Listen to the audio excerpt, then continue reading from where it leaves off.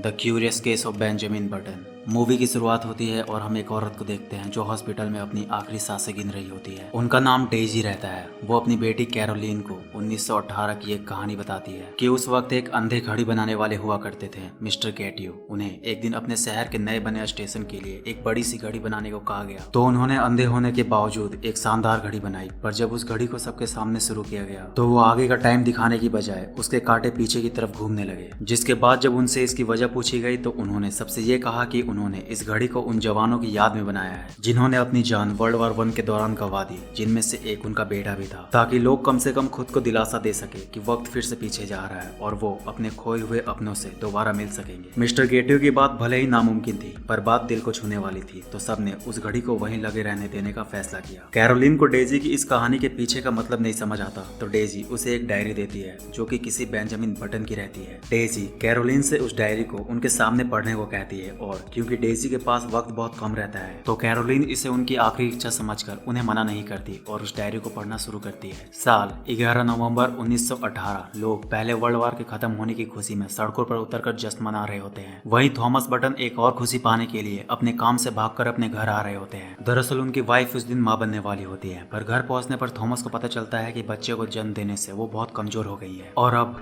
अपनी आखिरी सांसें गिन रही है। वो पल ऐसा रहता है मानो उनकी जान बस थॉमस के आने का ही इंतजार कर रही थी। जिसके बाद मरने से पहले वो थॉमस से एक आखिरी बात कहती है कि चाहे कुछ भी हो जाए वो उनके बच्चे का ख्याल रखेंगे। अपनी वाइफ के मरने के बाद थॉमस अपने बच्चे को देखने जाते हैं, पर उसे देखकर खुश होने की बजाय वो सहम जाते हैं और उसे लेकर सभी की नजरों से दूर भागते हैं और सीधे एक नदी के पास जाकर रुकते हैं। उनका मन अशांत रहता है। वो ये तय नहीं कर पा रहे होते कि वो उस बच्चे को नदी में फेंके या ना फेंके। तभी इतने देर में वहाँ एक गार्ड आ जाता है, जिस वजह से थॉमस को वहाँ से भागना पड़ता है, पर वो उस बच्चे को अपने साथ नहीं रखना चाहते थे, तो वो उसे एक ओल्ड एज होम के पास जाकर रख देते हैं और वहाँ से लौट आते हैं। थोड़ी देर बाद उस ओल्ड एज होम की केयर टेकर क्वीनी और उसके पति डीजी की नजर उस बच्चे पर पड़ती है और क्योंकि क्वीनी कभी माँ नहीं बन सकती थी तो वो उस बच्चे को पालने का डिसाइड करती है और वो दिल की बहुत अच्छी रहती है, क्योंकि किसी आम बच्चे को तो कोई भी अपना आराम से बना ले, पर ये बच्चा सबसे अलग रहता है। इसकी शक्ल और चमड़ी किसी 80-90 साल के बुढ़े आदमी की जैसे रहती है और वो हर उस बीमारी से जूझ रहा होता है जो मरने से पहले एक बुढ़ा आदमी झेलता है। यहाँ तक कि डॉक्टर भी क्वीनी को समझाते हैं कि उसे इस बच्चे को छोड़ देना चाहिए क्योंकि वो किसी भी वक्त मर सकता है, पर क्वीनी को पूरा भरोसा रहता है उस बच्चे पर कि वो जिएगा और उसका भरोसा जीत जाता है। देखते ही देखते 5 साल बीत जाते हैं और अब वो बच्चा बड़ा हो गया रहता है। क्वीनी उसका नाम बेंजामिन रखती है। बेंजामिन देखने में भले ही 80 साल के बूढ़े जैसा लगता है, पर वो रहता है एक बच्चा ही है, जिस वजह से जब उस जगह के बूढ़े लोग उसे अपनी कैटेगरी में गिनते थे तब उसे अच्छा नहीं लगता था। तो अपने बच्चे के दुख को देखकर क्वीनी भी हर वक्त उसके लिए परेशान रहती थी और उसे बाकी बच्चों जैसा आम बनाने के लिए चर्च में ले जाकर उसकी झाड़ फूक करवाया करती थी, क्योंकि उन्हें लगता था कि बेंजामिन पर किसी बुरे साया का श्राप है। और इसी तरह कुछ साल और बीत जाते हैं। इसी बीच एक दिन उस ओल्ड एज होम में मिस फुलर रहने आती है और उनके साथ उनकी पोती भी कुछ दिनों के लिए रहने आती है और उसका नाम डेजी रहता है। डेजी को देखकर बेंजामिन को पहली बार कुछ अलग महसूस होता है, जिस वजह से वो उससे जाकर दोस्ती कर लेता है, पर मिस फुलर को बेंजामिन और डेजी की दोस्ती पसंद नहीं आती क्योंकि उन्हें पता नहीं रहता कि वो एक बच्चा है और इस बात से बेंजामिन को काफी दुख होता है, पर उसके मन में एक दूसरे बात की भी उलझन रहती है और वो ये कि जैसे जैसे वक्त गुजर रहा होता है बेंजामिन हर बार खुद में कुछ बदलाव महसूस करता है। उसका शरीर पहले से ताकतवर और फुर्तीला हो रहा होता है। वो कुछ साल पहले जहाँ 80 साल के बूढ़े जैसा महसूस कर रहा था, अब वहीं वो 65 साल के जैसा महसूस करने लगता है। इसी बीच क्वीनी की भी इच्छा पूरी हो जाती है। वो आखिरकार एक बच्ची को जन्म देती है, पर इससे उसका ध्यान बेंजामिन से थोड़ा हट जाता है, जिस वजह से बेंजामिन खुद को और अकेला महसूस करने लगता है। अपने आसपास की चीजें उसे परेशान करने लगती है और उसमें हो रहे बदलाव उसके मन में कई सवाल पैदा करने लगते हैं, जिस वजह से बेंजामिन एक दिन इन सब चीजों से तंग आकर घर से भाग जाता है और एक समंदर के किनारे जाकर बैठ जाता है। और यहाँ बेंजामिन की मुलाकात कैप्टन माइक से होती है, जो मजबूरी में ही सही लेकिन बेंजामिन को अपने बोट पर एक दिन का काम देते हैं, क्योंकि उनका एक आदमी उस दिन नहीं आया होता और बेंजामिन के लिए ये मौका उसकी जिंदगी में एक नया मोड़ लाने वाला रहता है। बेंजामिन को कैप्टन माइक के साथ काम करके बहुत मजा आता है, जिस वजह से उसका सारा मूड वापस ठीक हो जाता है और वो घर लौटने का डिसाइड करता है। पर घर लौटते वक्त बेंजामिन की मुलाकात एक और शख्स से होती है जो कि थॉमस बटन रहते हैं। वो बेंजामिन को लिफ्ट देने के बहाने अपने साथ ड्रिंक पर लेकर जाते हैं ताकि वो उसके साथ थोड़ा वक्त बिता पाए। और यहाँ हमें पता चलता है कि थॉमस बटन ने भले ही बेंजामिन को बचपन में छोड़ दिया था, पर वो उससे कभी दूर नहीं गए थे। कुछ देर बेंजामिन से बात करने के बाद वो उसे वापस घर ड्रॉप कर देते हैं। घर आकर बेंजामिन क्वीनी से माफी मांगता है कि वो उन्हें बिना बताए चला गया था, और फिर डेजी के साथ अगले 2 सालों तक हर वो चीज करता है जो एक अच्छा दोस्त एक दूसरे के लिए करते हैं। और फिर अपनी जिंदगी के मकसद को पाने के लिए वो वापस कैप्टन माइक के साथ समंदर की सैर पर निकल जाता है। पर जाने से पहले वो डेजी से वादा करके जाता है कि वो दुनिया के जिस भी कोने में रहेगा वो उसे वहाँ से लेटर लिखेगा, और वो अपनी बातों से नहीं मुकरता। वो समंदर के रास्ते जिस भी देश में जाता है, जिस भी जगह जाता है, वो वहाँ से डेजी को बिना भूले हर वक्त लेटर लिखता है। और इसी तरह कुछ साल और बीत जाते हैं। इधर डेजी भी अब काफी बड़ी हो गई रहती है और बेंजामिन भी एक शादीशुदा औरत के साथ रिलेशन में आ जाता है। उस औरत से बेंजामिन प्यार का मतलब समझता है। बेंजामिन की जिंदगी बीते वक्त के साथ साथ उसे बहुत कुछ सिखा रही होती है और वो इन सब चीजों के बीच काफी खुश रहता है। पर इसी बीच वर्ल्ड वॉर 2 खत्म होने से पहले जब समंदर में लड़ाई हो रही होती है, तब बेंजामिन को छोड़कर उसके बाकी सारे साथी मारे जाते हैं जो कभी उसके परिवार जैसे हुआ करते थे, जिस वजह से बेंजामिन वापस अपने घर लौट आता है। घर आने पर उसे डेजी दोबारा मिलती है। पहले तो डेजी बेंजामिन को देखकर पहचान ही नहीं पाती,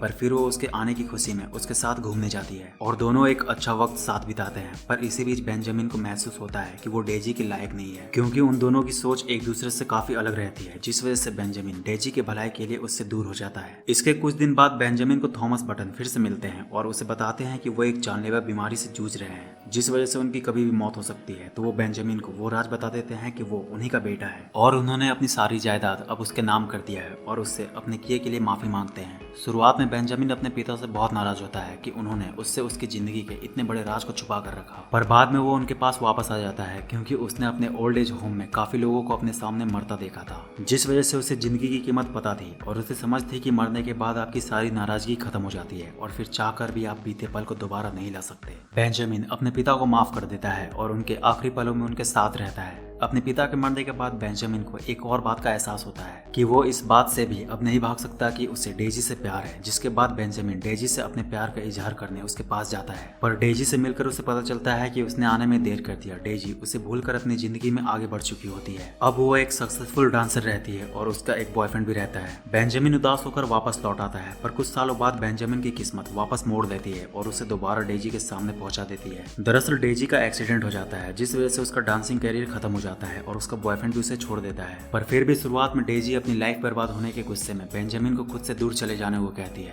लेकिन कुछ सालों बाद जब डेजी अपनी किस्मत को अपना चुकी होती है, तब वो दोनों फिर से मिलते हैं और इस बार दोनों साथ हो जाते हैं, क्योंकि बेंजामिन अब बिल्कुल किसी 30 साल के जवान की तरह हो गया रहता है और दोनों अपनी जिंदगी के एक मोड़ पर रहते हैं। पर यहाँ से आगे का रास्ता बहुत अलग होने वाला रहता है, क्योंकि कुछ सालों तक साथ रहने के बाद जब दोनों माँ बाप बन जाते हैं, तब बेंजामिन को समझ आता है कि जैसे जैसे वक्त और बीतेगा उसकी उम्र और कम होती जाएगी और फिर डेजी के लिए 2 बच्चों को संभालना आसान नहीं रहेगा। तो बेंजामिन अपनी जिंदगी का एक आखिरी बहुत ही मुश्किल फैसला लेता है। वो अपने पिता के सारे जायदाद को बेचकर डेजी को दे देता है और उसे छोड़कर चला जाता है, एक लेटर में ये लिखकर कि वो उसका इंतजार ना करे और दूसरी शादी कर ले। और फिर बेंजामिन निकल जाता है पूरी दुनिया घूमने। और कई सालों बाद डेजी को बेंजामिन के पुराने घर यानी उसके ओल्ड एज होम से फोन आता है, जो अब क्वीनी की बेटी चला रही होती है। वहाँ आने पर डेजी दोबारा बेंजामिन से मिलती है, पर फर्क इतना रहता है कि अब डेजी बूढ़ी हो चुकी रहती है और बेंजामिन एक 10 साल का बच्चा, जिसे डेजी के नाम के अलावा ये तक पता नहीं रहता कि वो कौन है। बेंजामिन को देखकर डेजी वहीं रुकने का डिसाइड करती है और उसका उसी तरह ख्याल रखती है जैसे एक दादी अपने पोते का।